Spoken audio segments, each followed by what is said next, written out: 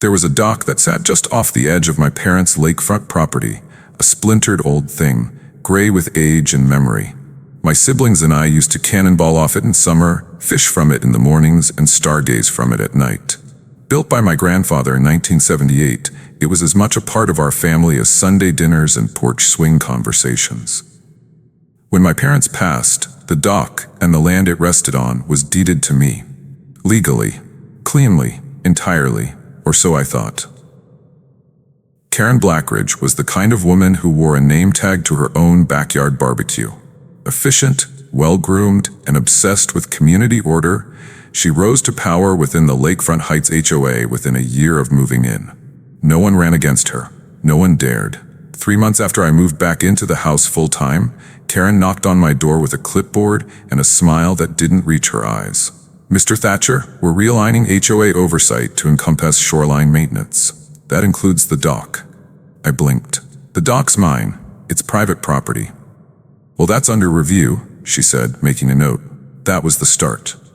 1 week later, I got the official letter. HOA Ordinance 12B now included regulation of all docks extending beyond the 12-meter shoreline setback. My dock extended 15. Effective immediately, the Lakefront HOA claims management rights over dock parcel 7B for safety inspections and community usage. They were claiming my dock for community use.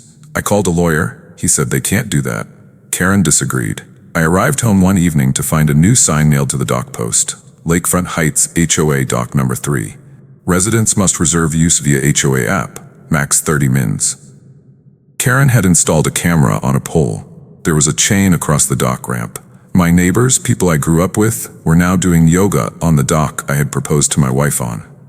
I took down the sign, Karen put it back up, I cut the chain, Karen replaced it, so I escalated. First, I went to the county recorder's office and obtained every property line survey since 1978. The dock was built entirely on land deeded to my family. Second, I filed a cease and desist letter to the HOA, citing illegal seizure of private property. Third, I attended the next HOA meeting with a lawyer and a binder. "You can't just decide to take over land because it suits your aesthetic," I told them. Karen leaned back in her chair. "It's for the good of the neighborhood." I replied, "Your good isn't law." My lawyer Marta found something in the HOA charter Karen never expected anyone to read. Article 5, subsection 4. Any common amenity built on private property without a recorded easement is subject to immediate reversion of rights upon written notice. Meaning, if HOA amenities were installed illegally and I provided notice, I could take back full control. We delivered the notice. Karen ignored it. When I posted security footage of Karen unlocking the chain for a group of paddleboarders and scolding me for interfering, it went viral. A local reporter reached out. "Can we do a piece on this dock dispute? Only if you include my grandfather's blueprints from 1978. The story ran Sunday. Headline: HO dock owner says not so fast. Support poured in. Undeterred, Karen installed solar-powered lights, a kayak rack, and scheduled a summer dock fair on what she called the community boardwalk. I arrived to find a bounce house, food trucks, and a sign that read, "Lakefront Heights presents Dock Day. My dock, my land, my fury." I called the sheriff.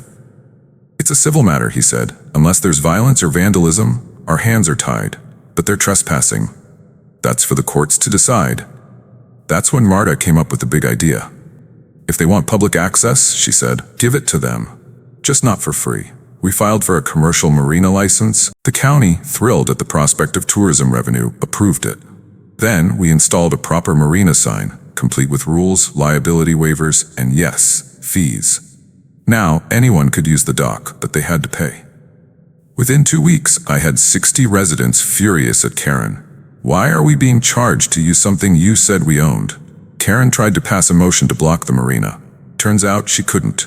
The HOA had no authority over commercial zoning. At the next city council meeting, a retired accountant neighbor presented documents showing Karen had authorized over $30,000 in HOA funds for dock beautification, without board approval. Misappropriation of funds.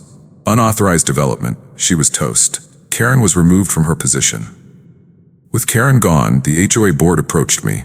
"Can we make peace?" I agreed, on one condition. The HOA would help fund a full restoration of the dock, honoring its 45-year history. It was rebuilt with reclaimed wood, solar lights, and a memorial plaque for Grandpa Dan. Today, it's not just a dock, it's the Dan Thatcher Memorial Marina, open to the public every weekend, with scheduled educational programs, fishing clinics, and even art shows. Locals take pride in it. School children visit it. Neighbors volunteer to keep it clean. What began as a land grab became a community rebirth. If Grandpa Dan saw what became of the old dock, he'd probably raise an eyebrow, spit sunflower seeds, and say, "Well, I'll be damned." Then he'd grin, because he knew that a dock, like any piece of land, is just boards and nails until someone gives it meaning. Thanks to Karen, we remembered just how much it meant. Subscribe to DD Stories for more real HOA revenge tales where justice floats and power sinks.